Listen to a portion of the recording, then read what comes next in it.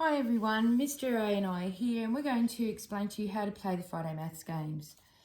The first one is Dotty dice. You roll a dot die and then you write down on the paper or whiteboard the pattern that you just saw. And in this case it was a 1, 2, 3. They can count them as they go. The next one is to roll one. So Mr. A, if you'd like to roll a die and see if you can instantly recognise the pattern. 4. Cover it and see if you can then write on the whiteboard what that was. And it was a 4. Well done. The next one, roll a dot die and a numeral die. And here is the numeral die. It's the one that has numbers. That's the fancy name for numbers. Well, the mathematical term, I should say. And roll these. Oh, that was really hard, but that's okay. I've got to instantly recognise the dot pattern, which happens to be a 2. And then I need to represent that on the whiteboard as a dot pattern. So it's a 2 and a 2. And I can add them up that way. Or I could write them as a 2 and a 2. And then complete the sum by writing what they add up to. No, that's not a 4, is it, Mr. A? That is not a 4, miss. It's not a 4. It's It's a bit tricky. That's okay. We can have a... So if I write a 2 and a 2 equals 4, I can do it that way. The next one is to roll 2 numeral dice. And in your packs is included a 10-sided die. So I'll let you have that turn, Mr. A. Okay. And this time, you roll the 2 numeral die. A 1 and a 2. You're making this so complex. Yes.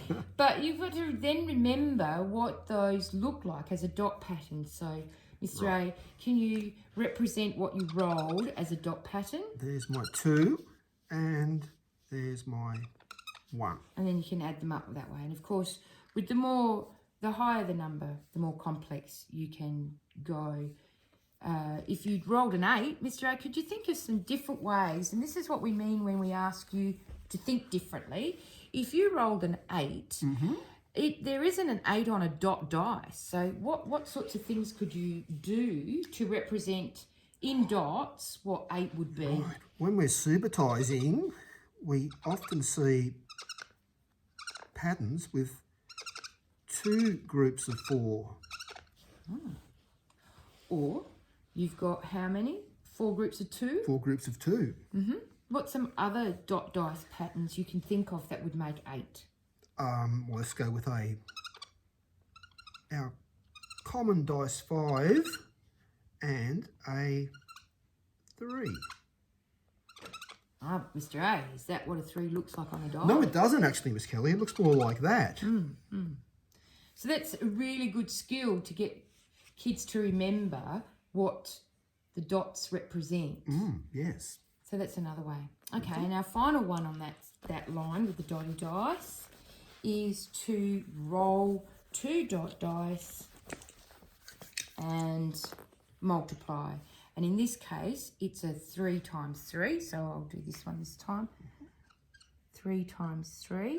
And then it says to represent them as an array. So I could do 1, 2, 3, 1, 2, 3, 1, 2, 3. That could be my array. An array is just putting them into rows and columns.